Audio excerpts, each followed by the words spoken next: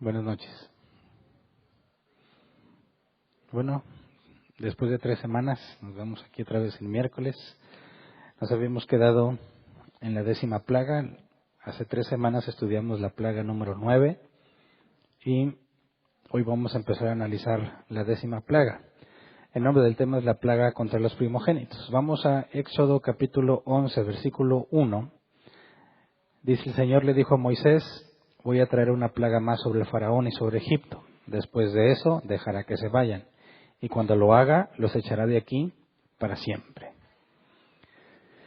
Hoy vamos a analizar todo el capítulo 11, porque luego en el 12 nos habla de la Pascua, y después de explicar todo lo que la Pascua es, nos describe cómo se efectuó la plaga contra los primogénitos, pero por cuestión de tiempo no íbamos a abarcar a estudiar todo eso en una sola sesión. Así que vamos a enfocarnos en estudiar a detalle el capítulo 11. Y puesto que ya hace tiempo que hablamos de la 9ª plaga, vamos a recordar o vamos a leer del capítulo 10, versículo 24 al 29, lo último que vimos que pasó, para tratar de situarnos en el contexto de lo que vamos a empezar a leer hoy. Dice Éxodo 10, 24 al 29. Entonces el faraón mandó llamar a Moisés y le dijo: vayan y rindan culto al Señor. Llévense también a sus hijos, pero dejen atrás sus rebaños y sus ganados. A esto replicó Moisés: al contrario, tú vas a darnos los sacrificios y holocaustos que hemos de presentar al Señor nuestro Dios. Y además nuestro ganado tiene que ir con nosotros. No puede quedarse aquí ni una sola pezuña. Para rendirle culto al Señor nuestro Dios tendremos que tomar algunos de nuestros animales y no sabremos cuáles debemos presentar como ofrenda hasta que lleguemos allá. Pero el Señor endureció el corazón del faraón y éste no quiso dejarlos ir, sino que le gritó a Moisés: largo de aquí y cuidado con volver a presentarte ante mí. El día que vuelvas a verme puedes darte por muerto. Bien dicho, le respondió Moisés: jamás volveré a verte. Ahora, vimos en la última sesión que los faraones eran famosos por su comportamiento, ¿verdad? Ellos siempre estaban ecuánimes, siempre con buen temple. Y el hecho de que aquí Faraón haya perdido la compostura indicaba algo serio. Estaba muy molesto y sobre todo cuando alguien... esto lo puedes aplicar con cualquier tipo de discusión o debate que tengas con cualquier persona. Cuando una persona está compartiendo sus ideas o debatiendo sus ideas, siempre que en su mente tenga una forma, un argumento de probar que tú estás mal, lo va a usar. Pero cuando la persona pierde el control y se abalanza contra ti como persona, es decir, ya no muestra un argumento, ya no muestra alguna propuesta, ahora te ataca, se desahoga contigo, eso significa que ya perdió, que ya no tiene más cosas que decir, no tiene más argumentos que presentar y lo único que queda es atacarte. Entonces, recordemos un poco del contexto de lo que era un faraón en aquel entonces. Un faraón era considerado un hijo de Dios, de su principal dios, Ra, ¿verdad? Era considerado un dios habitando entre el pueblo. Entonces, para que Faraón perdiera la compostura era algo grave, ¿verdad? ¿Cómo es que un simple mortal como Moisés, que pertenece a la clase social esclava, ¿verdad?, a los hebreos, cómo es que este simple esclavo puede hacer que un dios, como era considerado el Faraón, pierda el control de sí mismo y demuestre que está derrotado? Faraón está desesperado, así que pierde la compostura y lo corre. Y vemos que Moisés le contesta: jamás volveré a verte. También le regresó, ¿verdad? Pero vimos que efectivamente vamos a ver en el capítulo 12 que se vuelve a presentar Moisés ante Faraón, porque Faraón lo manda a llamar. Entonces lo que entendíamos aquí es que Faraón le ordena que no se presente más ante él, diciendo que pierde el beneficio de presentarse ante él. Vimos que siempre tenía libertad Moisés para presentarse ante Faraón, siempre fue recibido. En algunas de las plagas nos preguntábamos por qué lo recibían si ya sabían que Moisés tenía puros problemas, pero también vimos que históricamente los faraones eran accesibles. Se podía hablar con ellos aunque fueras esclavo. Entonces, cuando llega este punto, Faraón ya no lo soporta, está fuera de control y le quita el derecho a Moisés de presentarse ante él. Luego vamos a leer Éxodo 11, del 1 al 3, para ver cómo se hace una pausa entre lo que nos estaba diciendo. Lo último que sabemos es que corrieron a Moisés y Moisés le dice: está bien, me voy a ir, pero luego nos dice esto: el Señor le dijo a Moisés: voy a traer una plaga más sobre el faraón y sobre Egipto. Después de eso dejará que se vayan y cuando lo haga los echará de aquí para siempre. habla con el pueblo y diles que todos ellos, hombres y mujeres, deben pedirle a sus vecinos y vecinas objetos de oro y de plata. El Señor hizo que los egipcios vieran con buenos ojos a los israelitas. Además, en todo Egipto, Moisés mismo era altamente respetado por los funcionarios del faraón y por el pueblo. Pero la pregunta que nos tenemos que hacer aquí es que esta pausa está haciendo referencia a que Dios le está dando información a Moisés. La pregunta es, ¿esto es un paréntesis recordando lo que Dios ya había dicho antes? ¿O en el momento en que Faraón está corriendo a Moisés, Dios le revela esto a Faraón? ¿Tú qué crees? ¿Nos está narrando algo secuencial? Como podemos pensar que pasaba con Pablo o con algunos otros personajes del Nuevo Testamento, que mientras están hablando con ellos, Dios los muestra algo y dice, llenos del Espíritu Santo dijo. ¿Es esto lo que está pasando con Moisés? ¿O Moisés está dando un paréntesis al lector? Sobre todo por lo que dice el versículo 3, ¿verdad? El Señor hizo que los egipcios vieran con buenos ojos a los israelitas. Dice, en todo Egipto Moisés era altamente respetado por los funcionarios del faraón y por el pueblo. Es difícil con el versículo 3 ver que es algo totalmente secuencial, ¿verdad? Y sobre todo porque debemos recordar que si vamos a Éxodo 3, versículo 20 al 22, esto es Dios hablándole a Moisés desde la zarza en el monte Horeb. Dice, entonces manifestaré mi poder y heriré de muerte a los egipcios con todas las maravillas que realizaré entre ellos. Después de eso el faraón los dejará ir. Pero yo haré que ese pueblo se gane la simpatía de los egipcios, de modo que cuando ustedes salgan de Egipto no se vayan con las manos vacías. Toda mujer israelita le pedirá a su vecina y a cualquier otra mujer que viva en su casa objetos de oro y de plata y ropa para vestir a sus hijos y a sus hijas. Así despojarán ustedes a los egipcios. Entonces, esto se lo dijo desde antes que saliera de Madián a Egipto, ¿verdad? Y cuando Moisés nos dice en el capítulo 11, versículo 1 al 3, nos está narrando lo mismo. Con un pequeño detalle, hay un poco de información extra. Que Moisés nos dice en el capítulo 3 que Dios le dijo que las mujeres debían pedirle a sus vecinas, ¿verdad? Pero en el capítulo 11 nos dice, hombres y mujeres deben pedirle a sus vecinos y vecinas objetos de oro y de plata. Entonces hay dos posibilidades y por eso es que si tú buscas distintos comentarios bíblicos vas a encontrar las dos posturas. Quienes piensan que es un paréntesis de algo, un recordatorio de algo que Dios ya había dicho, o es algo que Dios le está revelando a Moisés en ese momento. Uno de los argumentos es que hay información nueva. Es decir, que también los hombres debían pedirle cosas a sus vecinos. Y surgen más preguntas. ¿Cómo que sus vecinos? ¿No se supone que los israelitas vivían apartados de los egipcios en Gosén? ¿Verdad? Lo que vimos claramente es que todo lo que sucedía con las plagas sucedía en Egipto y en Gosén no pasaba nada. En Gosén vivían los israelitas y sabíamos que los egipcios abominaban estar con los pastores. En este caso en particular, los hebreos.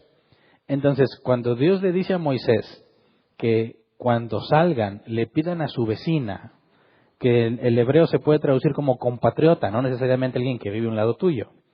Pero si cuando va saliendo significa que iban a regresar hasta Egipto para pedirles cosas y luego se iban a ir, porque sabemos que Gosén estaba en el extremo, ¿verdad?, por donde tenían que salir y donde salieron a la tierra prometida. Entonces se vuelve difícil pensar que desde Gosén, para irse, que les queda ahí cerquita, tendrían primero que irse a Egipto para pedirles cosas y luego regresarse. Como que no cuadra. Así que es muy probable encontrar incluso en algunos comentaristas que aún a cierto punto, sobre todo cuando se menciona en el capítulo 11, habría egipcios viviendo junto a los hebreos y habría que analizar las razones. Si no se soportan, ¿verdad? Si se supone que los egipcios no toleraban el oficio de pastor y todos los hebreos en Gosén eran pastores, entonces no habría una explicación lógica de por qué están viviendo junto con los hebreos, a menos que en un principio no fuese así y conforme fueron avanzando las plagas. Digo, si tú fueras egipcio y ves que no le pasa nada a Gosén, aborreces a los hebreos, ¿verdad? Pero ahí no pasa nada. ¿No te gustaría cambiarte a vivir allá?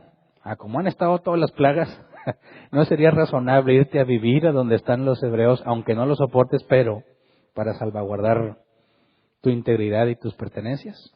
Es probable. Entonces, cuando Dios le dice a Moisés desde la zarza, pareciera que le estaba dando también información en cuanto al futuro, que por alguna razón que todavía no tenía muy claro Moisés, ni nosotros al leerlo en el capítulo 3, los egipcios terminarían siendo vecinos de los hebreos. Fíjate lo que dice el comentario Pulpit. Dice, aquí está implicada la mezcla en cierta medida de los egipcios con los hebreos en Gosén. Al parecer, algunos de los israelitas acogieron a huéspedes egipcios superiores a ellos en riqueza y rango. Esto implica un sentimiento más amistoso entre las dos naciones de lo que debíamos haber esperado, pero sería bastante natural que después de su larga estadía en Egipto, los hebreos hayan hecho amigos a cierto número de los egipcios. Es decir, este comentarista piensa que con el tiempo algunos egipcios se dieron cuenta que no eran tan despreciables los hebreos. Pero vamos a ver el comentario Benson. Dice, esto indicaría que los egipcios y los israelitas estaban más mezclados de lo esperado. Ya sea que los egipcios habitaron entre los israelitas por su propia elección, para que pudieran recibir protección y sustento de ellos, a lo que yo me refería en cuanto a lo que estaba sucediendo con las plagas, dice, o más bien por el diseño y orden de Faraón, que colocó a muchos de su propia gente entre ellos para vigilarlos y poder castigarlos. Entonces, en cualquiera de las dos, a raíz de las plagas, o se incrementa la vigilancia de parte de Egipto hacia ellos, o eran egipcios que buscaban salvaguardar su integridad y sus pertenencias yéndose a vivir a Gosén. El punto es que la información que se agrega es, no nada más las mujeres le van a pedir cosas a sus vecinas, los hombres también van a pedirle cosas a sus vecinos. Y lo más sorprendente es que se los van a dar libremente. Entonces, ¿te parece que Dios le está dando esta información a Moisés justo cuando Faraón le está pidiendo que se vaya? ¿O es un paréntesis de algo que había sucedido? A mí me parece que es un paréntesis. Sobre todo por lo que dice el versículo 3. Aunque agregue información, ya habíamos visto que Moisés no explicaba con todo detalle lo que Dios le había dicho en la primera vez. Habíamos visto que cuando estaba en el monte Horeb, se nos revela una cosa escrita, y luego cuando parte hacia Madián dice, y Dios le había dicho a Moisés, y nos da más información que no nos había dado antes. Así que podemos ver que no sería la primera vez en que Moisés no detalla todo la primera vez que lo menciona, sino hasta la segunda ocasión. El punto es que en el versículo 3, cuando dice además, en todo Egipto Moisés mismo era altamente respetado por los funcionarios del faraón y por el pueblo, Moisés, quien está escribiendo eso, habla de sí mismo en tercera persona, ¿verdad? Es como si yo dijera, y Hernán estaba predicando un miércoles, cuando yo mismo lo estoy escribiendo.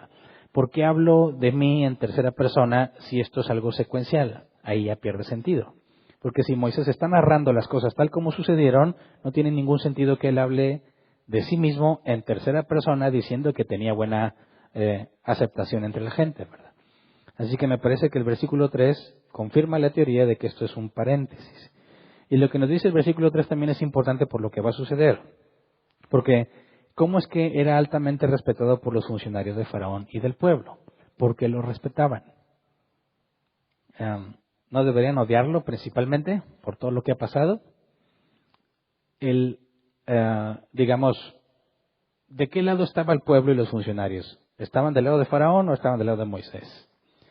Todos los problemas que han tenido, ¿a quién están viendo como responsable? El pueblo y los funcionarios. ¿A Faraón o a Moisés? Tendríamos que analizarlo un poco. Porque ¿cómo ha sido Moisés en todo este momento, en todo este tiempo?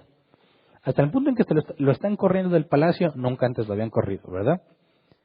¿Cómo se había comportado Moisés en todo ese tiempo? Estuvimos analizando cada vez, cada plaga, cada advertencia, que siempre fue respetuoso, ¿verdad? En ningún momento trató de llevarse al pueblo nada más. Siempre fue y solicitó permiso. Y cuando Faraón ponía algún tipo de argumento, Moisés siempre respondía de forma razonable, ¿verdad? Siempre daba las razones. Pues le decía, pueden irse ustedes, pero sus mujeres y sus hijos no. Daba una razón de por qué no. Dice, no se vayan, aquí ofrezcan sus sacrificios. Y explicó, no podemos, porque si hacemos eso los egipcios nos van a matar. Se va a hacer un problema. Y vimos cómo históricamente un hombre fue desmembrado porque accidentalmente mató un gato estando en Egipto. Entonces Moisés siempre dio razones, siempre tuvo paciencia. Cuando le pedían que rogara a Dios por ellos, lo hacía. Entonces podemos ver que la gente no está viendo a Moisés como un enemigo. Su comportamiento, su forma de tratar a Faraón, sobre todo porque siempre se presentó ante Faraón como si fuese igual a Faraón. ¿Me explico? Fíjate bien, desde la perspectiva de un egipcio que ve a Faraón como un dios y ve que Moisés constantemente va con el faraón y lo trata como igual, ¿verdad? Déjanos ir o esto va a pasar. Nada de reverencias como los otros, nada de verlo a faraón como si fuera mayor que él.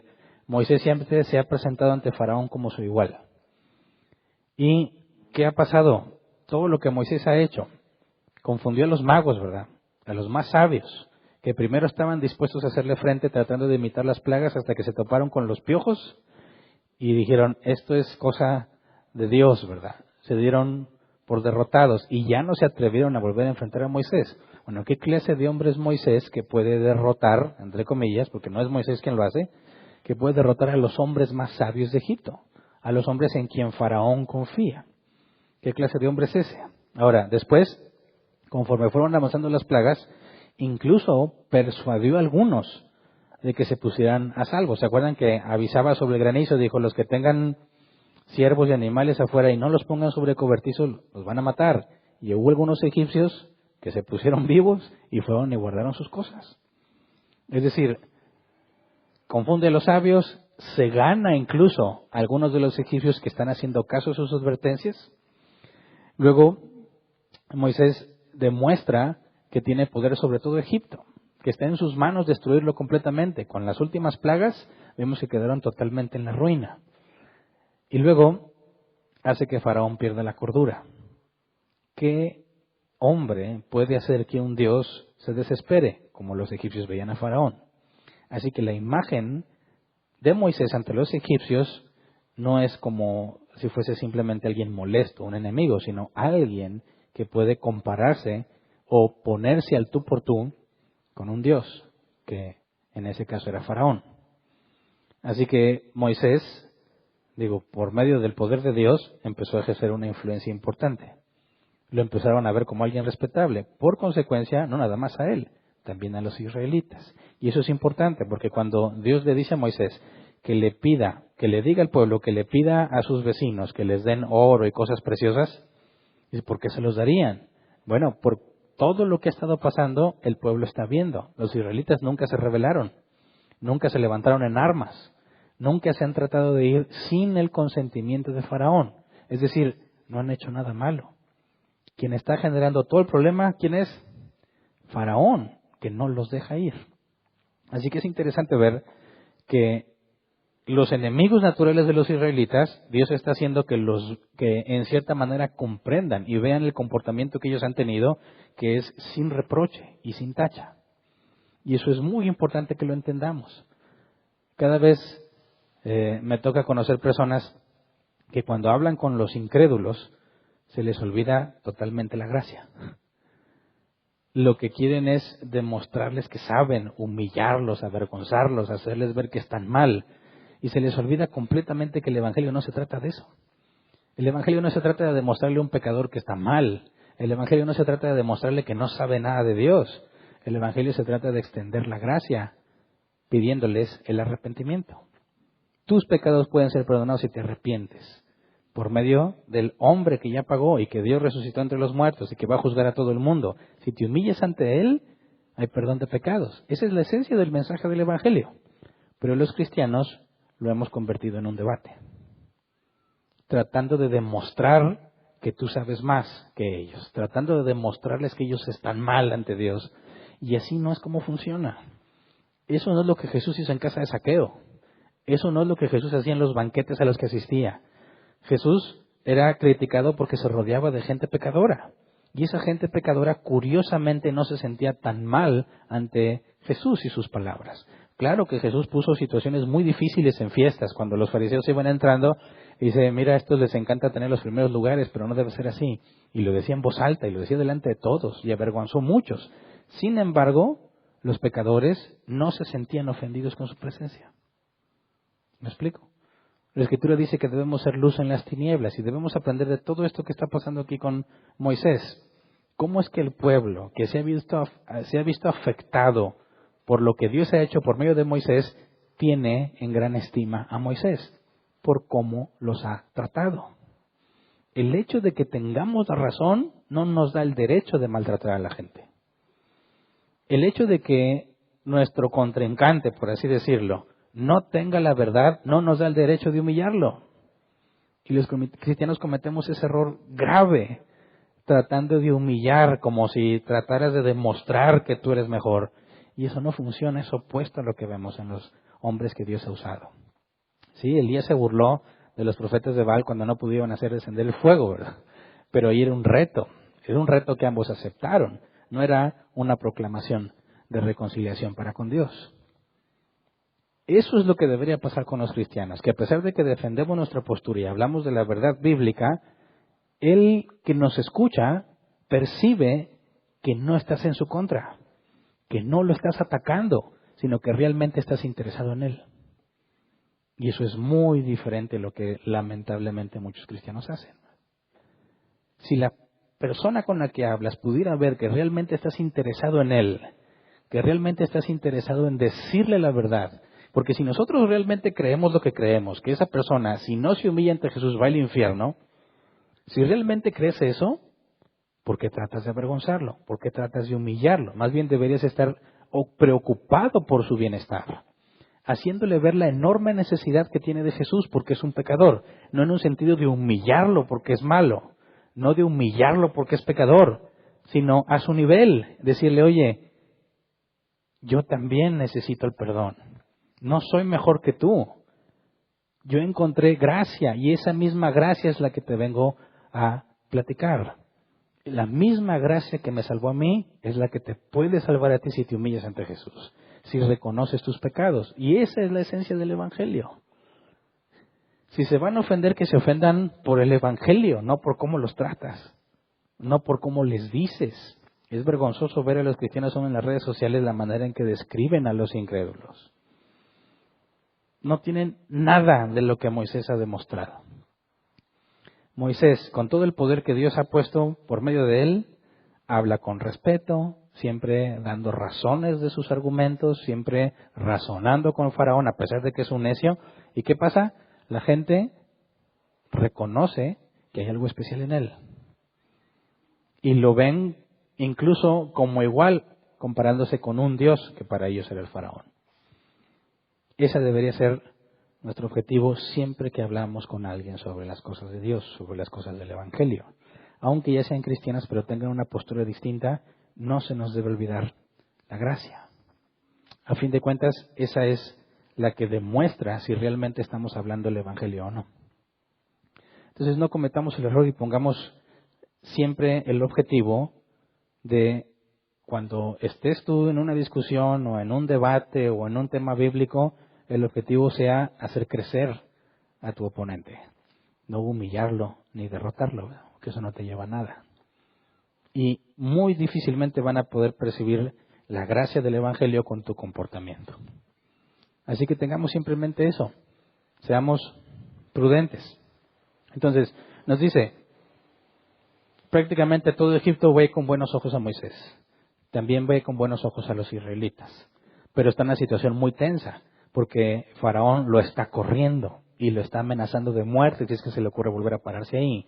Y toda la gente está viendo. Tienes a alguien importante como Faraón y tienes a alguien que tiene el afecto o la aceptación de la gente, a Moisés. Y la situación ya se salió de control. Quien está demostrando derrota es Faraón. Moisés no tiene por qué enojarse ni por qué ser nada. Ahorita vamos a ver que como quiera se llena de ira. Pero en este punto, Moisés no tiene nada que perder, está hablando sobre lo que va a suceder. Y dice, versículo 4 al 9, Moisés anunció, así dice el Señor, hacia la medianoche pasaré por todo Egipto y todo primogénito egipcio morirá, desde el primogénito del faraón que ahora ocupa el trono, hasta el primogénito de la esclava que trabaja en el molino, lo mismo que todo primogénito del ganado. En todo Egipto habrá grandes lamentos como no los ha habido ni volverá a verlos. Pero entre los israelitas ni los perros le ladrarán a persona o animal alguno. Así sabrán que el Señor hace distinción entre Egipto e Israel. Todos estos funcionarios tuyos vendrán a verme y de rodillas me suplicarán, vete ya con todo el pueblo que te sigue. Cuando esto suceda, me iré. Y ardiendo de ira, salió Moisés de la presencia del faraón, aunque ya el Señor le había advertido a Moisés que el faraón no les iba a hacer caso y que tenía que ser así para que las maravillas del Señor se multiplicaran en Egipto. Así que vamos a analizar esto con detalle porque hay mucha información aquí en el contexto de lo que los egipcios entienden de lo que está sucediendo. Porque cuando Moisés anuncia hacia la medianoche pasaré por todo Egipto. Eso, decirles, no ahorita, a la medianoche, ¿qué es?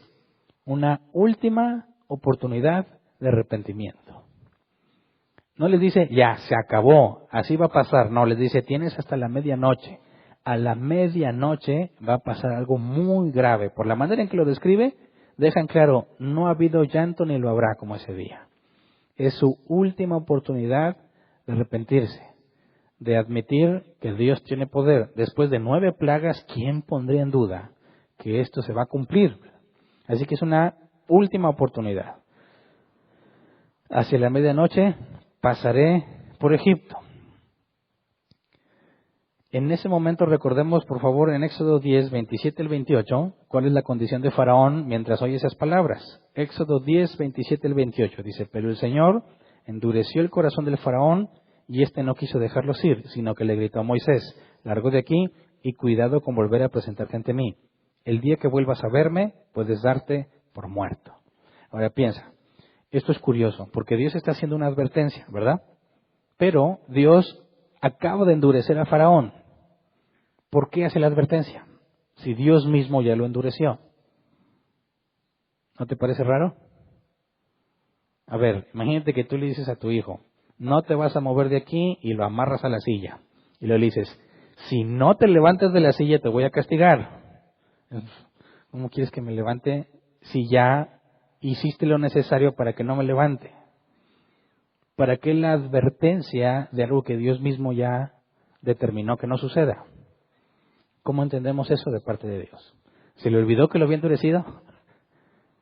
¿O a pesar de que lo había endurecido, Faraón tiene poder para desendurecerse? ¿O por qué la advertencia? Así como esto hay muchos casos en la Biblia. Y es una pregunta muy común para quien estudia la soberanía. Si Dios ha ordenado algo, ¿por qué la advertencia? Lo vemos incluso con la evangelización. Si Dios no ha elegido para salvación, ¿para qué quiere que le prediquen el Evangelio? Y algunos dicen, pues ¿para qué predicamos el Evangelio? A fin de cuentas se va a salvar los que Dios quiera. ¿Verdad? Entonces, ¿cómo explicamos eso? Bueno, recordemos, por eso primero me fui a Éxodo 3 para demostrar que desde que acababa de hablar con Moisés, cuando lo atrajo por medio de la zarza ardiente, le dijo, Faraón no los va a dejar ir hasta que yo haga una señal, ¿verdad? Ahora la pregunta es, ¿Dios sabía que eso iba a pasar porque vio el futuro y lo predijo? Como muchos creen que Dios hace. Dice, pues Dios ya sabe todo y ya sabe lo que va a pasar en el futuro. Así que Dios, sabiendo lo que va a pasar en el futuro, te adelanta lo que Él ya vio que va a pasar. Esa es una forma muy común de tratar de interpretar la omnisciencia de Dios. Pero hay otra alternativa, que Dios te dice lo que va a pasar no porque Él va a ver el futuro, sino porque Él se asegura que así pase. ¿Se entiende la diferencia? En la primera perspectiva Dios dice como si fuese una divina, ¿verdad? Una señora leyendo la bola de cristal. Dice, aquí veo a un hombre rubio en tu vida. ¿Quién es el hombre rubio? Y yo veo que va a pasar esto. Y muchos piensan que así es Dios. Que como Él es omnisciente y sabe todo, Él puede ir a ver el futuro. Y dicen, ya sé que Hernán va a estar predicando de Éxodo 11, un miércoles 8 de enero. Entonces dijo Dios, así va a ser porque yo ya vi que así fue. Pero eso indicaría que Dios no tuvo nada que ver con la situación que está viendo en el futuro. Simplemente, basado en las decisiones de todas las personas, Dios vio lo que yo iba a decidir y lo que iba a pasar para llegar aquí, y luego entonces te lo dice. Pero eso no es lo que la Biblia enseña. Porque si nada pasa sin que Dios lo ordene, Dios no puede ir a ver el futuro y decirte cómo van a estar las cosas, sino que Dios mismo es quien hace que ese futuro se cumpla. ¿Me explico? Cuando Dios le dijo a Moisés, Faraón no va a dejarlos ir hasta que esto pase, ¿fue una predicción del futuro o le está diciendo cómo va a hacer las cosas Dios? Porque si Faraón acaba de ser endurecido y luego Dios le dice, esta es tu última oportunidad, ¿qué es lo que Dios acaba de asegurarse que suceda? Que se cumpla lo que él había dicho, que Faraón no los deje ir hasta que se cumpla eso. ¿Por qué? Porque él mismo lo endureció. ¿Me explico? No es que Dios se le haya olvidado que lo había endurecido, o que Faraón tenga poder para desendurecerse, sino que Dios mismo endureciéndolo está haciendo que se cumpla lo que Él dijo que pasaría. Así que si cuando Dios dice que algo va a pasar, no lo hace porque vio el futuro, sino porque Él ha ordenado que así pase. Por eso también ya habíamos resuelto el conflicto de que es endurecerlo. ¿Se acuerdan que era endurecerlo? No que Dios lo obligue a hacer lo malo, sino que, según lo que vimos en la carta de los Romanos, lo entrega a sus propios deseos. Deja de refrenar su maldad. Entonces, ¿cómo es que Dios cumple lo que predijo? Diciendo, Faraón, haz lo que tú has decidido hacer y no voy a impedirlo. ¿Y cuál es la naturaleza humana? Lo opuesto a lo que Dios quiere. Si Dios le dice, déjalos ir, la naturaleza humana va a decir, nunca. Entonces, ¿cómo es que Dios está cumpliendo lo que dijo? Entregando a Faraón a sus propios deseos. El ser humano jamás va a escoger por sí mismo a Dios. Jamás. Algunos piensan que somos gente buena, que hacemos cosas malas. Pero este ejemplo demuestra que es al revés. Somos gente mala, que a veces hacemos cosas buenas. Y cuando Dios entrega a alguien, dice Romanos 1, por cuanto no quisieron tomar en cuenta a Dios, los entregó a sus propios razonamientos depravados para que hagan lo que no conviene. Ahí dejan claro que no te dijo la gente buena, pues haz todo lo bueno que quieras hacer aunque te vas a equivocar a veces. No, es tú, así como eres, así te voy a dejar ser. Haz todo lo que quieres hacer que no te conviene que hagas. Voy a dejar que te destruyas a ti mismo, que esa es la naturaleza humana. Entonces, cuando nos dice aquí que es una advertencia, a medianoche voy a pasar, Dios no está viendo a ver si Faraón acepta. No está rogándole, por favor, Faraón, es lo último que puedo hacer por ti para salvarte. No. Dios ya le había entregado sus deseos. Y cuando lanza la última advertencia, es un hecho. No la va a aceptar, porque Dios no va a interferir con las decisiones de Faraón. Va a dejar que decida según su carne. Y la Biblia es clara. La carne es opuesta al espíritu. Nunca van a estar de acuerdo. Por eso es que ningún hombre se puede salvar a sí mismo, aunque se lo ofrezcas. No puede, porque su carne es opuesta al espíritu. Entonces, no hay ningún conflicto aquí. Simplemente se nos está probando que Dios está haciendo que se cumpla lo que Él dijo que iba a pasar. Y luego dice, después a medianoche, todo primogénito egipcio morirá. ¿Cuál era la cultura en cuanto a los primogénitos en Egipto? ¿Qué es lo que están percibiendo? Ellicott's comentario dice, en Egipto, como en la mayoría de los otros países, prevaleció la ley de la primogenitura. El hijo mayor era la esperanza, la estadía y el apoyo de la familia. El compañero de su padre, la alegría de su madre, el objeto de la reverencia de sus hermanos y hermanas. En pocas palabras, el hijo más amado, ¿cuál era? El primogénito. Pero aquí hay un dato importante. La ley de la primogenitura aplicaba solo a los hombres. Por consecuencia, este comentarista deduce que cuando Moisés dijo que el primogénito moriría en el contexto de lo que un egipcio entendería, había referencia a que solo los hombres morirían. Entonces, si la primera hija era mayor, la primera hija era mujer, ella no era la primogénita en el contexto egipcio, porque el primogénito solo aplica a los hombres. Entonces, si una mujer era la primera en nacer, no corría peligro su vida, sino el hijo que naciera después. Entonces, si tenías 4 mujeres y al final un hijo, el primogénito era el hijo, aunque fuera el menor, porque era el único hombre. Pero la palabra en hebreo primogénito aplica tanto para hombres como para mujeres. Entonces, lo que está haciendo este comentarista es, partiendo de lo que un egipcio entendería, de la boca de Moisés, el primogénito morirá, nadie asociaría a las mujeres como personas que fuesen a morir por la plaga, sino solamente a los hombres. Pero eso es si tiene razón en su manera de interpretar, porque la palabra hebrea para primogénito aplica para hombre o para mujer e incluso para animal. Dice, el primogénito del faraón llevaba el título de príncipe heredero y sucedía a su padre a menos que muriera o fuera apartado formalmente durante la vida de su padre. Entre los nobles las propiedades eran heredadas y a veces los títulos descendían del primogénito, aunque no fuera el primer nacido. Dice, no se puede concebir una aflicción mayor, salvo la destrucción general de la gente, que la muerte súbita en cada familia del primogénito, en torno a la cual se agruparon los más altos intereses y las mayores esperanzas. Es decir, podía morirse cualquiera en la familia y no sería tan grave como si se muriese el primogénito. Entonces, cuando Moisés dice que morirá el primogénito desde el trono de Faraón hasta la que está en el molino, que según el contexto histórico, la actividad más baja que un esclavo podía hacer era trabajar en el molino. Entonces está diciendo Dios, desde el rey hasta el esclavo más bajo que hay, a todos se les va a morir el primogénito. Para todos los egipcios sería algo gravemente dañino y desastroso. Luego también nos dice lo mismo que todo primogénito del ganado. Dices, ¿qué tiene que ver los animales? Y ahorita, bueno, no alcanzamos a leer por cuestión de tiempo hoy, pero en el capítulo 12 vamos a ver que Dios dice que así demostraría su poder para con los dioses de Egipto. Así que esta última plaga está relacionada con las deidades egipcias. El comentario de Hélicos dice, el agravamiento de la calamidad hacia las bestias es muy notable y probablemente está relacionado con la adoración de animales egipcios.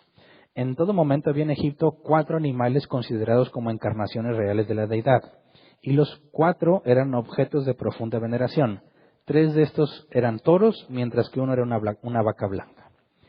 Dice, es muy poco improbable que, bueno, lo voy a leer de otra manera para que se entienda mejor. Es muy probable que los 4 animales, en este caso los 3 toros y la vaca blanca, eran los primogénitos de cada camada, en cuyo caso todo Egipto habría sido sumido en un duelo religioso debido a sus muertes, además del duelo doméstico que debe haber prevalecido en cada casa. La muerte de otros animales sagrados y de muchos animales domésticos en las casas habría aumentado la consternación general. Es decir, tanto a las personas de toda clase como a los dioses. Si cada animal primogénito iba a morir, y muchos de esos animales eran considerados divinos, el ataque era interpretado también no como la muerte de los humanos solamente, sino como muerte de los dioses. En pocas palabras, el egipcio percibía que tanto dioses como humanos iban a morir por la plaga de Moisés. Ellos, ya habíamos visto, ciertos animales eran sagrados, por nada del mundo permitirían que los maten porque era como matar a un dios.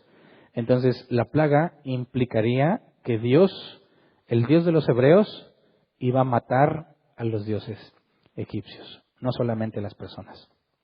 Luego dice, en todo Egipto habrá grandes lamentos, como no los ha habido ni volverá a verlos. Y resulta que eso es algo característico de los países de aquella región.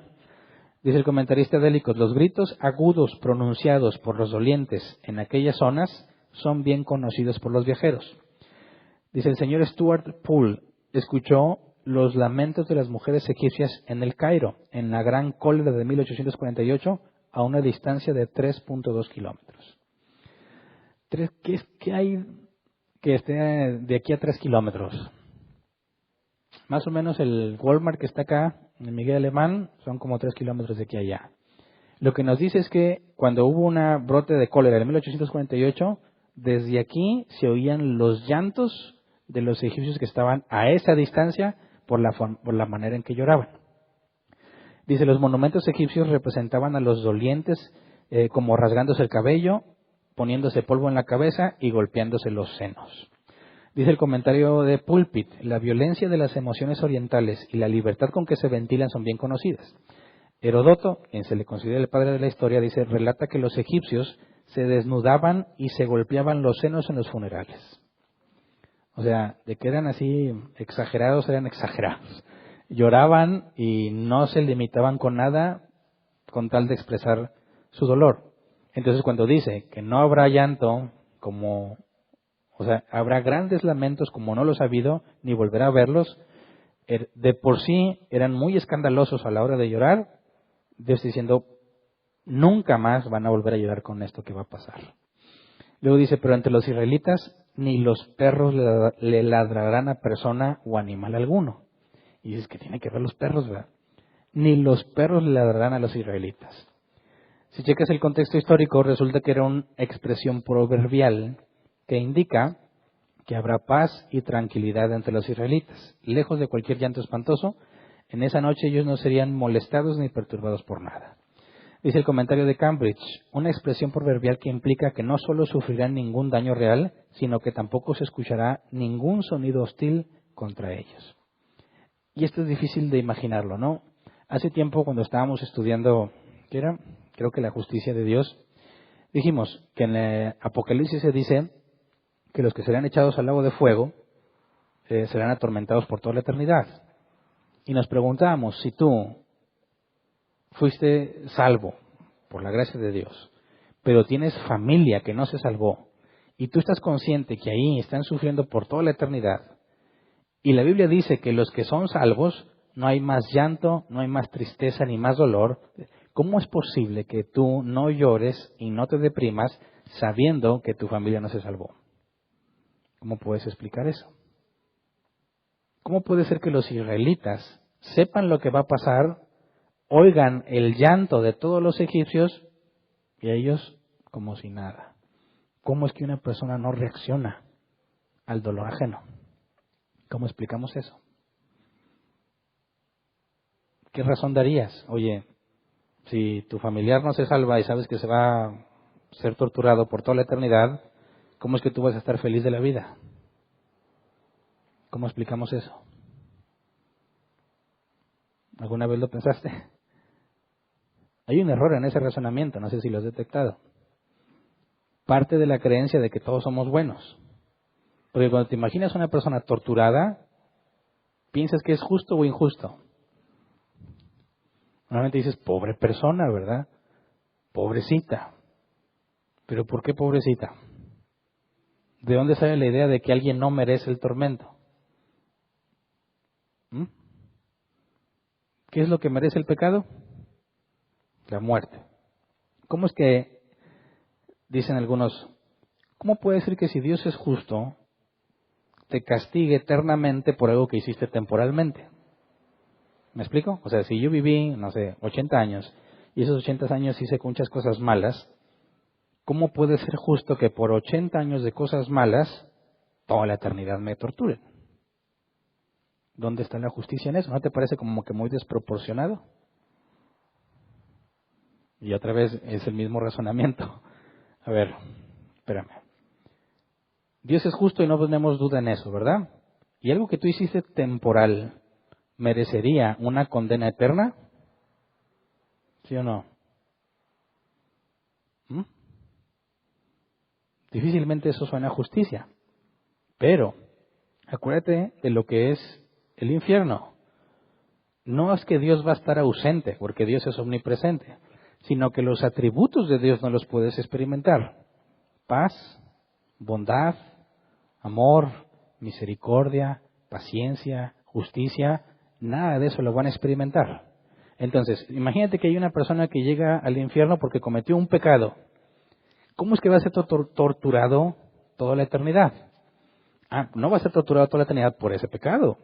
Porque una persona que está privada de los atributos divinos, ¿qué va a seguir haciendo? Va a seguir pecando.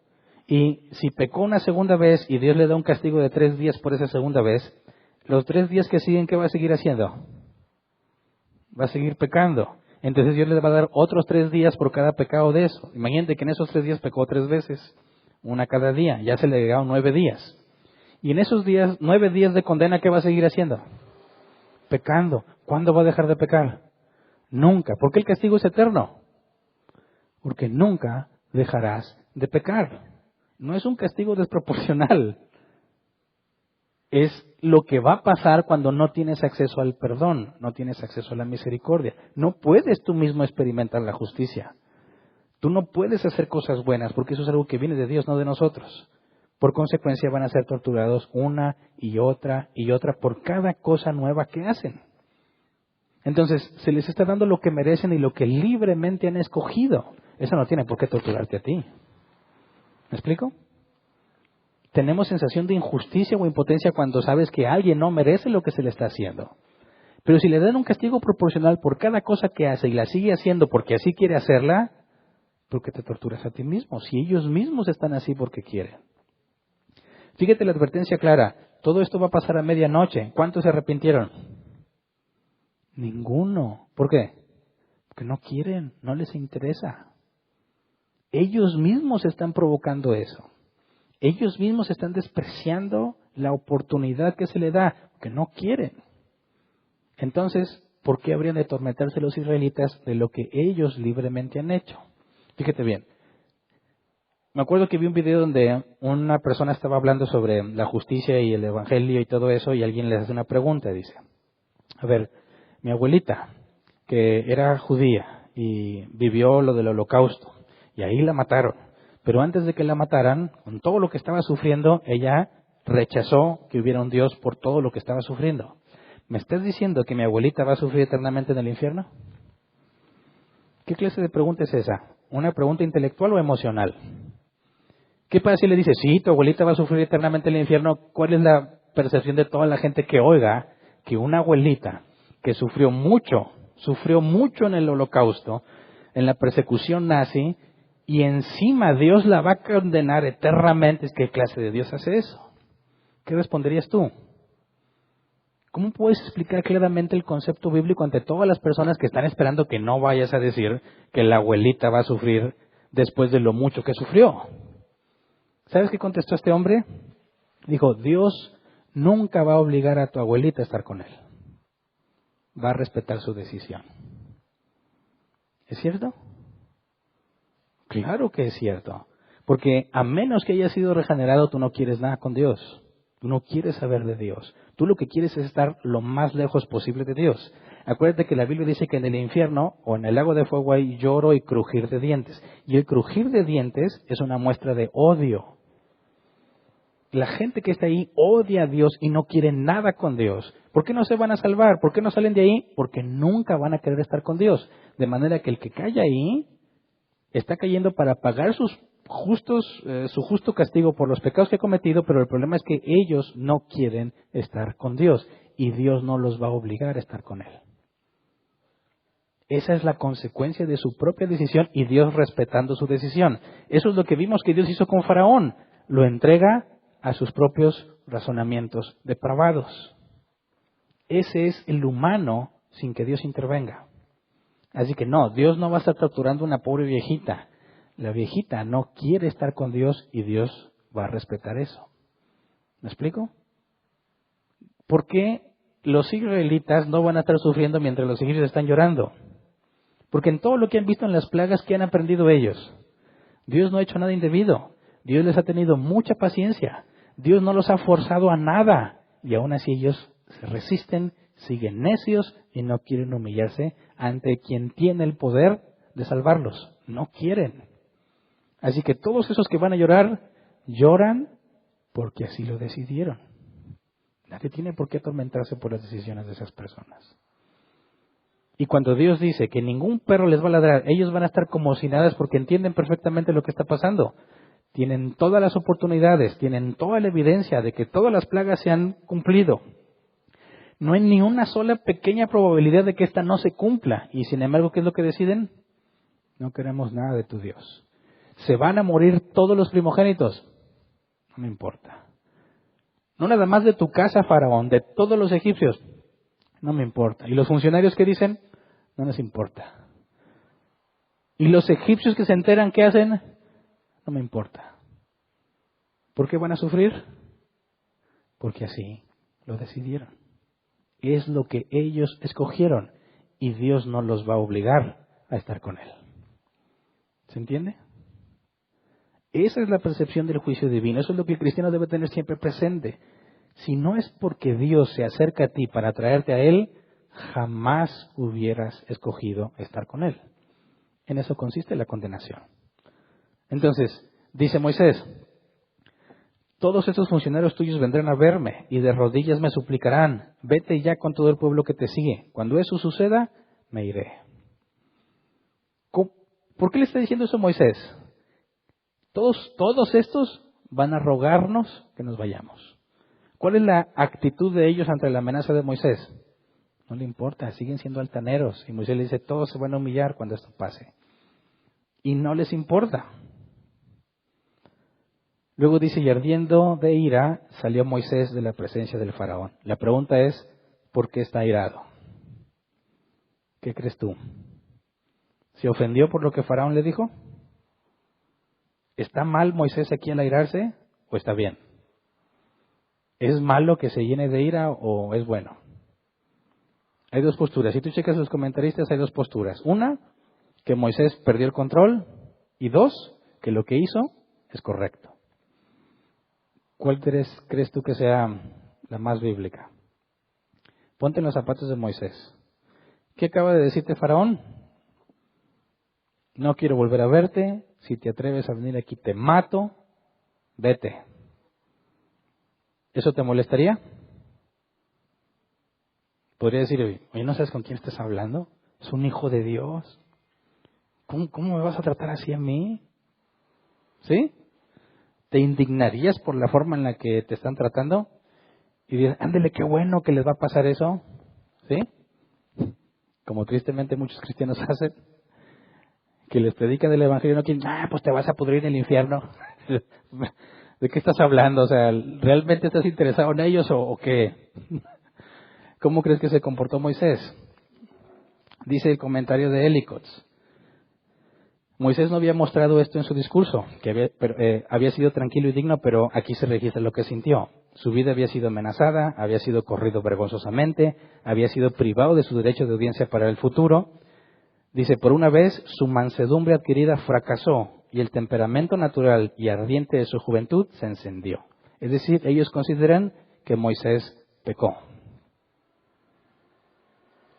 ¿Quién es el único que se dice que es el más manso de todos los hombres? Moisés. ¿Y quién lo escribió? Él mismo. ¿Y qué es lo que dicen aquí?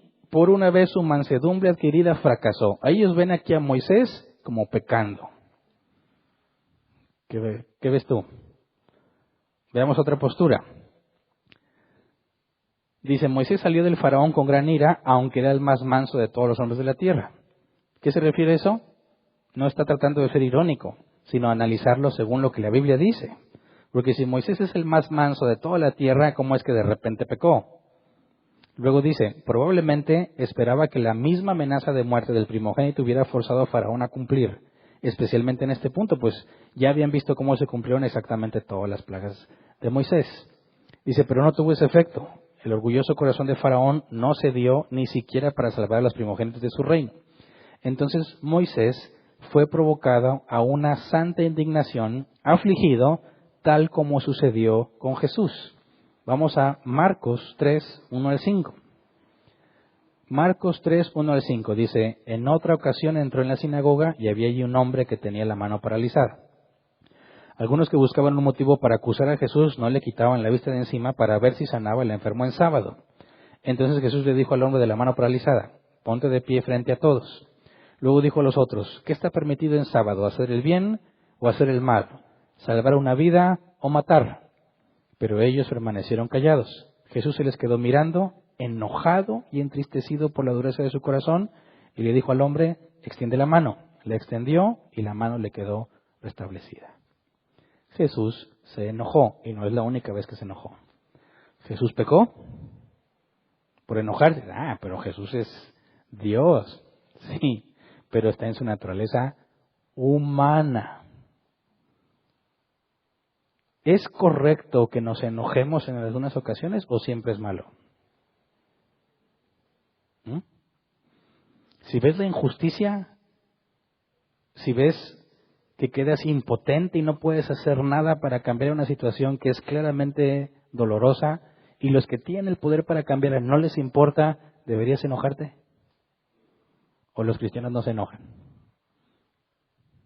¿Deberías llenarte de ira ante semejante cosa? ¿O los cristianos no pueden airarse? ¿No dice la Biblia, airaos, pero no pequéis? Es más, si Moisés no se hubiera enojado en este punto, ¿no quedaría mal? Fíjate, le estás diciendo a Faraón, todos los primogénitos se van a morir. Todos. Humíllate y no va a pasar eso. Déjanos ir y vas a salvar a todos esos. No. ¿Por qué no? ¿No has visto que todo lo que he dicho se cumple? ¿No están casi en la quiebra? ¿No están prácticamente en la ruina por haber sido necios? ¿Cuál es la probabilidad de que esta vez no se cumpla? Y no les importa, y no les importa. Y tú sabes que mucha gente va a morir por su necedad, y no les importa. ¿Te molestaría o no? Yo no creo que aquí Moisés esté pecando. A mí me parece que esa es la reacción que esperarías de cualquier hombre de Dios. Ante semejante maldad, sabiendo todo lo que va a pasar, el dolor que van a experimentar y no les importa y no quieren doblegarse ante Dios, eso debe de provocar ira. El problema no es que tengas ira, el problema es que haces cuando tienes ira. Y esa es nuestra debilidad, que enojados decimos y hacemos cosas que no debemos decir, que no debemos hacer. Porque la ira también es un atributo divino que está de la mano de la justicia. Cuando no hay justicia, Dios está airado. Y nosotros debiéramos experimentar lo mismo, pero dirigir esa ira a Dios. Dice la Biblia, no te vengues tú, déjalo a Dios. Así que cuando nos airamos, en el caso de Moisés, ¿qué hizo Moisés? Simplemente se fue. ¿Qué más podía hacer? Ver la necedad del hombre a grado de que se van a perder muchas vidas y no les importa. Moisés se airó y me parece con justa razón. Luego dice Éxodo 11:10, último versículo del capítulo. Moisés y Aarón realizaron ante el faraón todas estas maravillas, pero el Señor endureció el corazón del faraón y éste no dejó salir de su país a los israelitas. ¿Por qué nos dice eso al último?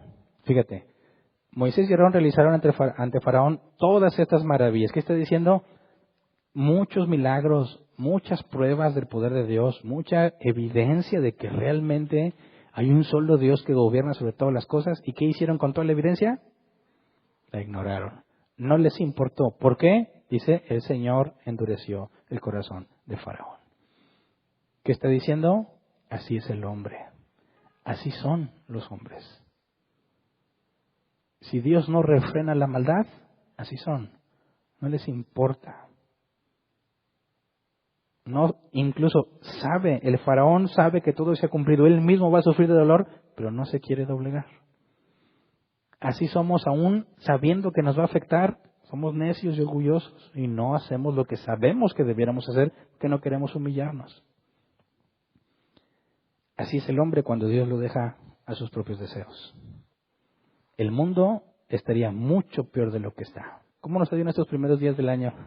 La Tercera Guerra Mundial y todo eso. ¿Cuánta maldad hay en el mundo? Bueno, pero la providencia de Dios sigue estando vigente y refrena la maldad del hombre. ¿Cómo estaríamos sin la providencia de Dios? Si Dios decidiera entregar a cada ser humano a sus propios deseos, ¿cómo nos iría? Tenemos un claro ejemplo en el libro de Jueces. El libro de Jueces una y otra vez dice, cada uno hacía lo que mejor le parecía. Y el caso más drástico es cuando vemos, no nada más lo de Sodoma y Gomorra cuando trataron de violar a los ángeles, sino con la esposa de un extranjero, que la violaron y luego terminaron el esposo destazándola y enviando cada parte de su cuerpo a una de las tribus. ¿Y qué hicieron los que se dieron cuenta cuando se indignaron ante el pecado? Fueron y masacraron a los benjaminitas. Ni siquiera eso hicieron bien. ¿Por qué? Porque Dios les dejó hacer lo que les parecía mejor hacer. Estamos perdidos, totalmente perdidos, si Dios no refrena nuestra maldad. Pero podemos concluir con mucha facilidad por lo que estamos leyendo. Ninguno de nosotros estaríamos aquí si no fuera porque Él, sin preguntarte, sin tomarte en cuenta, simplemente para gloria de su nombre, te hizo nacer de nuevo cuando Él quiso, porque Él quiso para sí mismo. No hay nada que nosotros hayamos contribuido para la salvación, nada. Y eso es indispensable que lo recordemos cuando hablamos con alguien que no conoce la Escritura. Dígase o no cristiano, si no fuera por Dios tú no entenderías nada, no sabrías nada, no leerías nada, serías peor que cualquier otro. ¿Cómo es que se te olvida eso a la hora que hablas con otro? Es sorprendente que se nos olvide la gracia que hemos recibido y dejamos de hablar con gracia con los demás. Tenemos que ser mansos, pacientes, conscientes de todo lo que tenemos por pura gracia, para que cuando hablemos con el incrédulo tengamos presente y decir, necesitas arrepentirte. No, Dios no te ama tal como eres, te aborrece por lo que haces, pero hay oportunidad. Si te humillas antes de que Él juzgue, hay perdón. Después ya no hay esperanza. Se acaba la gracia, la oportunidad. Jesús va a juzgar el mundo y no es corrupto y no le importa tu dinero ni tus influencias. Te va a juzgar con un justo juicio y la paga de lo que has hecho es la muerte, la condenación eterna, un lugar donde jamás te vas a arrepentir y no vas a dejar de sufrir por todas las acciones que vas a estar cometiendo. Pero te puedes arrepentir hoy, retractarte de la vida que llevas, humillarte y vivir como Él dice que debes de vivir. Y entonces tienes garantizada la salvación. Ahí no se trata de quién tiene la razón, ni de si él sabe menos o es un vil pecador. No, se trata del mensaje de salvación. La buena noticia de que hay esperanza si te arrepientes. ¿Me explico? No nos olvidemos de eso. Si Dios no nos hubiera salvado por su iniciativa, tú y yo no estaríamos aquí. Tenemos el ejemplo claro de lo que la naturaleza humana puede hacer. Roguémosle al Señor que nos controle, que nos guarde, que nos proteja, porque si dependía de nosotros, jamás estaremos con Él. Así que vamos a ponernos de pie y vamos a orar. El relato de Moisés hace una pausa, nos va a explicar la Pascua y luego nos lleva de regreso a la ejecución de la última plaga. Así que todavía no acabamos con la 10ª plaga, pero hasta aquí vamos a estudiar hoy.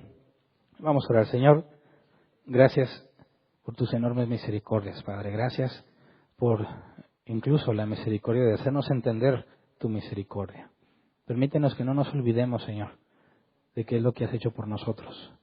Que siempre estemos conscientes de que nosotros no hicimos nada para salvarnos. Que si nos hubieras preguntado, te hubiéramos rechazado. Si hubieses, Señor, respetado nuestras decisiones, jamás estaríamos contigo. Pero te damos gracias, Señor, porque tú decidiste, por tu propia gloria, venir a rescatarnos. Nos hiciste nacer de nuevo, Señor, por tu poder. Nos diste de tu Espíritu Santo gratuitamente, Señor. Nos regalaste la justicia de Cristo. A Él le costó su vida, Señor, a nosotros no nos ha costado nada. Nos lo diste simplemente por el puro beneplácito, Señor, de hacer tu voluntad. Y por eso, Señor, queremos estar siempre sirviéndote, agradecidos. Sabemos que nunca podremos pagarte, Señor, pero queremos vivir para ti por lo que tú has hecho por nosotros. Danos gracia cuando hablemos con aquellos que no te conocen, aún con los que dicen que ya te conocen, pero que evidencian que no te conocen porque no conocen tu palabra.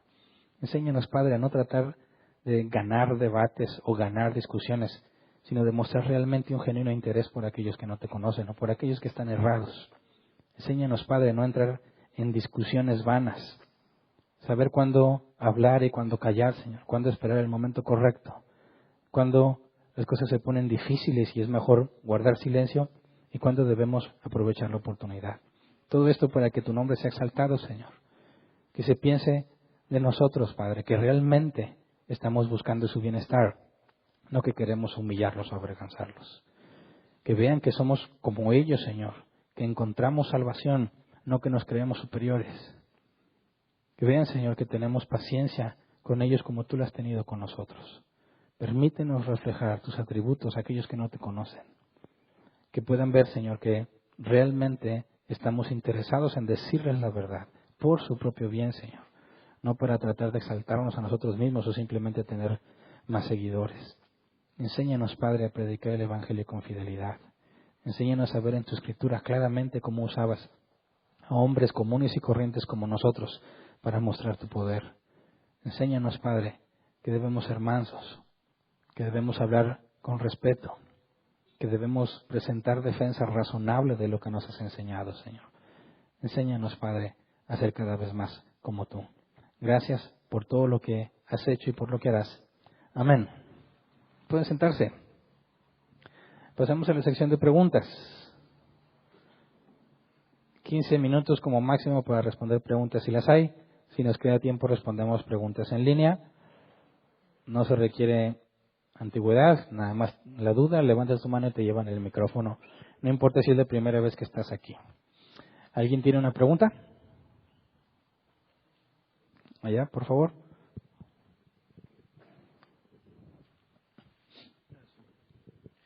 Buenas noches. Buenas noches. Oye, tengo una duda. Faraón era primogénito. No recuerdo si. No lo dice literalmente, pero por lo que vimos en el contexto histórico, el primogénito de Faraón heredaba el trono. Así que si él tiene el trono, seguramente era primogénito. Porque a lo mejor me estoy adelantando un poco. Él no muere, ¿verdad? ¿No?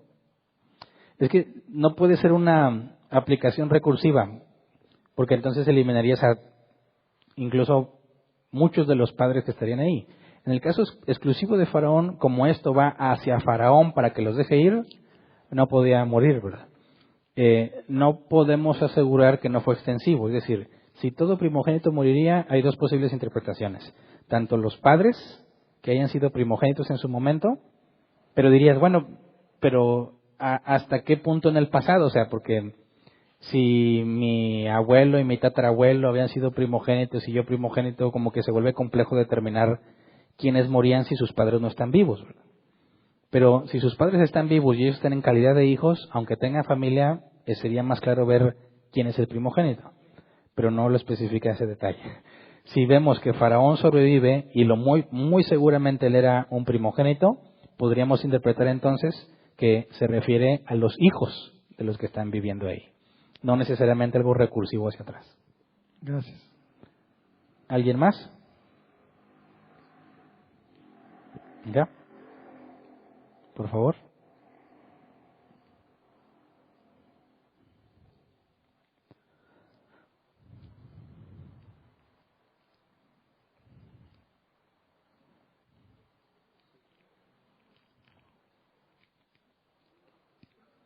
¿Está apagado?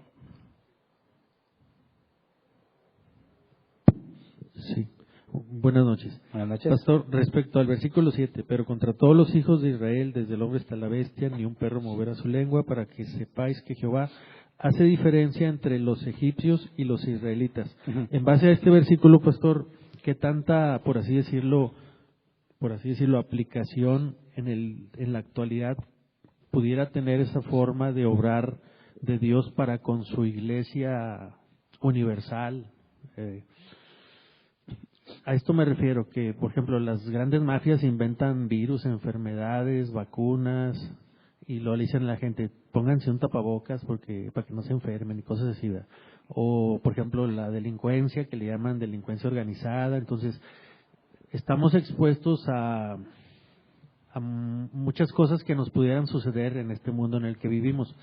Pero hay quienes pudieran pensar, sobre todo cristianos, ¿verdad?, que dicen, bueno, no una aplicación tan así de que, bueno, pues a nosotros yo me puedo atravesar y las balas, si viene, sí me va a sacar la vuelta y no me va a dar.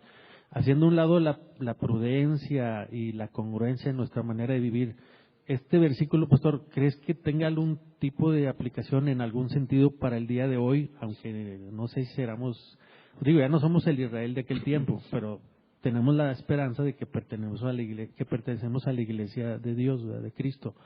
¿Crees que tenga algo de aplicación en cuanto a un modo diferenciado de obrar para con Dios, de que tenga en algún sentido un cierto cuidado de nosotros como su iglesia, y no que nos pongamos a las balas enfrente o seamos imprudentes? No, pero sí crees que exista un tipo de cuidado. ¿Tú en lo personal crees que algo aplique de esto? Es que si ves la foto completa, ¿cuánto tiempo estuvieron sufriendo?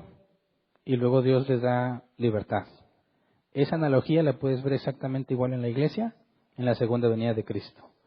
Jesús dijo, en el mundo tendréis aflicción, pero confiad, yo he vencido el mundo. Y la esperanza está en que cuando Él regrese. En el caso de Abraham se le dijo, toda tu descendencia va a sufrir, pero luego yo los voy a liberar. Entonces ahí vemos exactamente la misma analogía en cuanto a la salvación y la liberación de los israelitas. Pero más allá no, ¿verdad? Porque si Jesús dijo, en el mundo tendréis aflicción, entonces no hay nada que nos haga sentir inmunes a las cosas típicas que cualquier persona en este mundo sufriría. Dolor, enfermedad, injusticia y todo eso, lo vamos a vivir tal como los israelitas lo padecieron mucho tiempo. Cuando llegue el día de la salvación, de lo cual nosotros estamos esperando a Jesús, entonces entenderemos que va a haber una distinción clara entre los que son de Dios y los que no son. Unos para vida eterna con Cristo y otros para una vida eterna sin Dios. Aunque el juicio de Dios o los juicios de Dios para con los egipcios a través de las plagas, en ese sentido me refiero, hasta donde hemos entendido, pues la mayor parte no tocaron o no afectaron al pueblo de Israel. A eso me refiero, digo, no que seamos superhumanos los cristianos, no, estamos expuestos a la enfermedad, a los cambios de clima y todas esas cosas. pero me refiero más que nada a eso, los juicios de Dios para con los egipcios, los israelitas no los padecieron. O sea, en eso es lo mismo con referencia al juicio final, ¿verdad? Nosotros vamos a ser librados, los demás van a ser justamente condenados. Gracias. ¿Alguien más? Ahí atrás, por favor.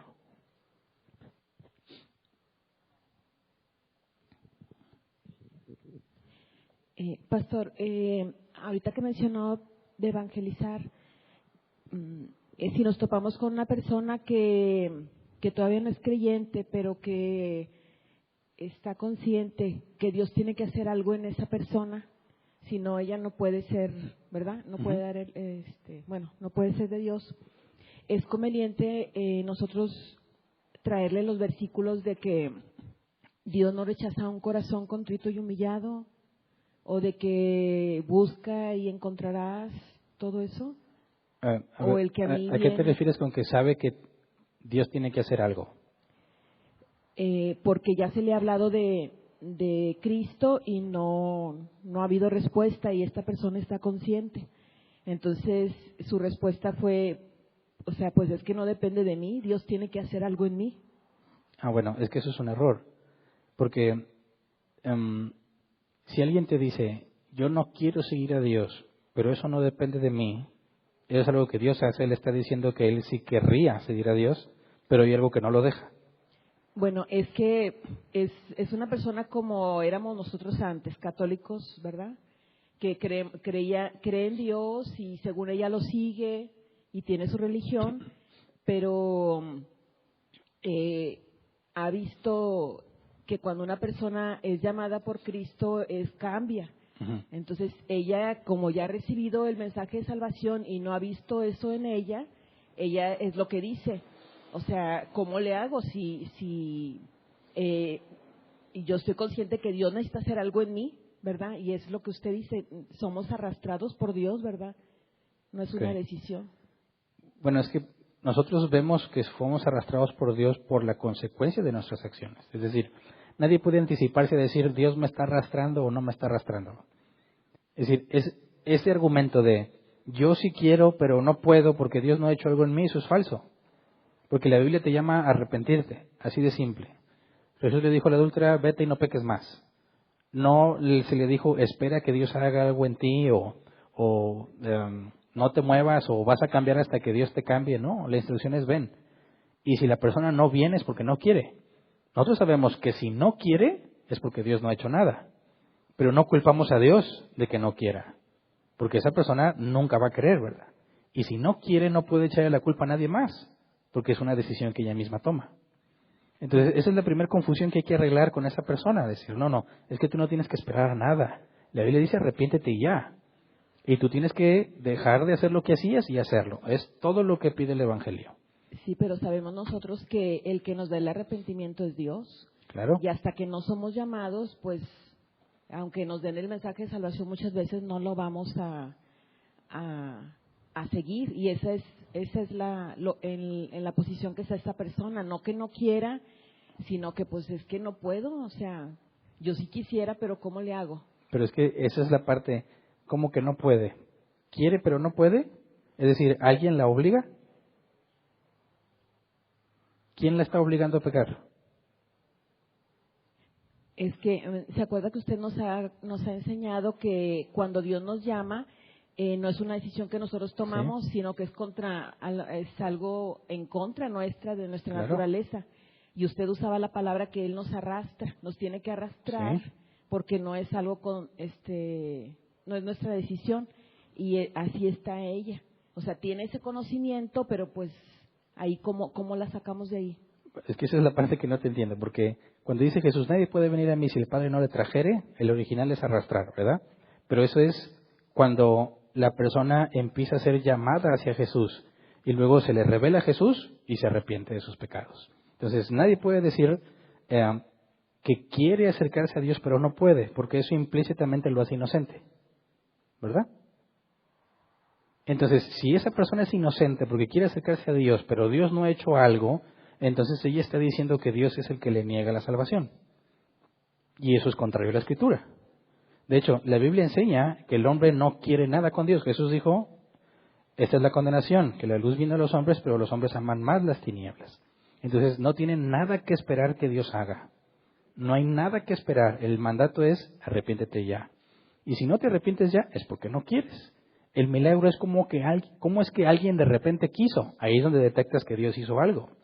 Pero no le tienes que decir a nadie tiene que esperar a que Dios haga algo en mí para cambiar.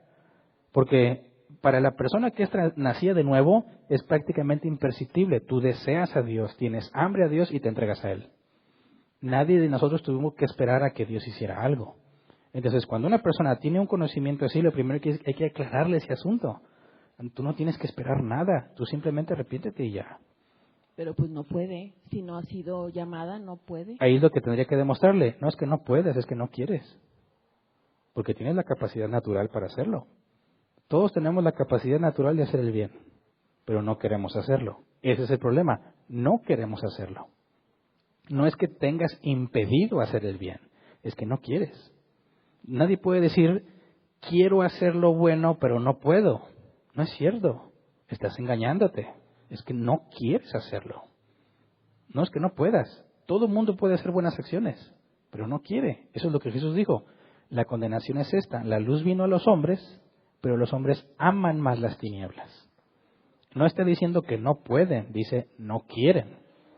Entonces, lo primero que tiene que entender esa persona es que si no cambia es porque no quiere. Así de simple.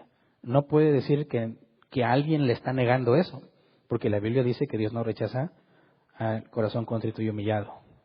Entonces, si realmente quiere cambiar, que cambie. Eso es lo que el Evangelio ordena. ¿Cómo explicamos ese cambio? Porque Dios hace algo en esa persona.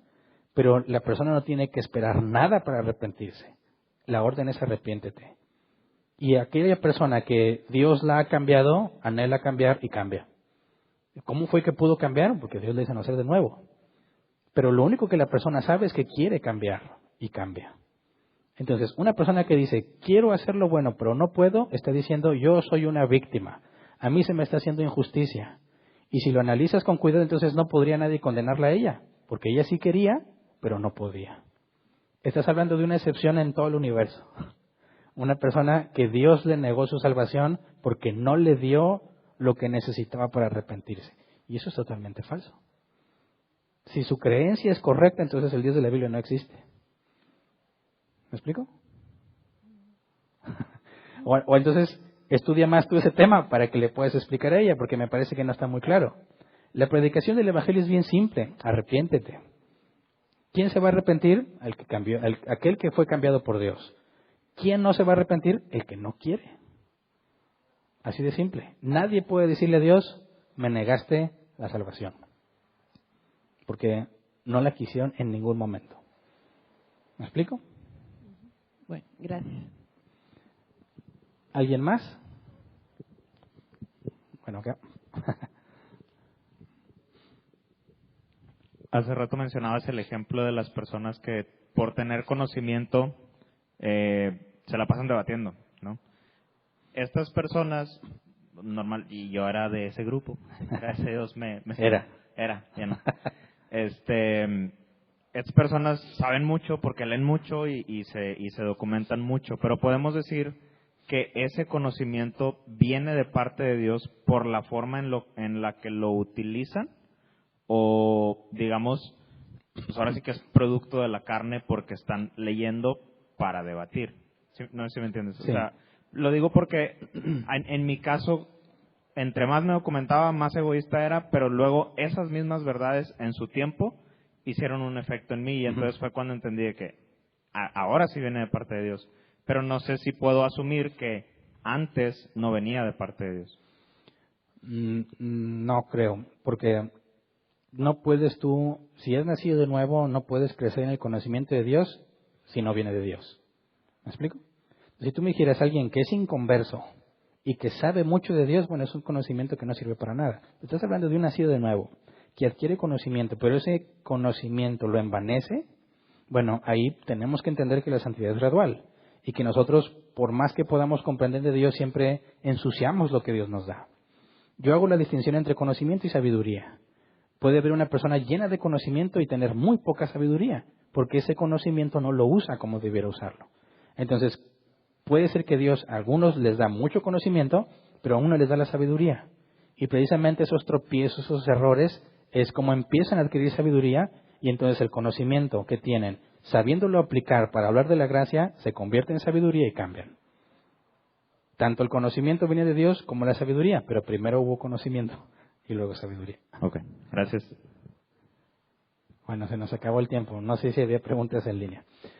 Pero ya retomamos también mañana jueves a las 7:30 hora México, sesión de preguntas y respuestas para todos aquellos que no se congregan aquí. Si se pueden congregar aquí, pues vengan y pregunten aquí. Como corresponde a los cristianos congregarse, aquí pueden venir a congregarse y preguntar. Pero aquellos que están muy lejos o tienen alguna imposibilidad, conocido personas que son invidentes, que alguien los acompaña en la sesión de preguntas y respuestas, cosas de ese tipo, pues nos va a dar gusto atenderlos. Mañana jueves a las 7:30, si te interesa, escribe por favor allí en Facebook que estás interesado para darte las instrucciones y que puedas participar con nosotros en la sesión. Despedimos entonces a los que nos acompañan en línea y esperamos que nos acompañen también el próximo domingo, si Dios quiere. Gracias.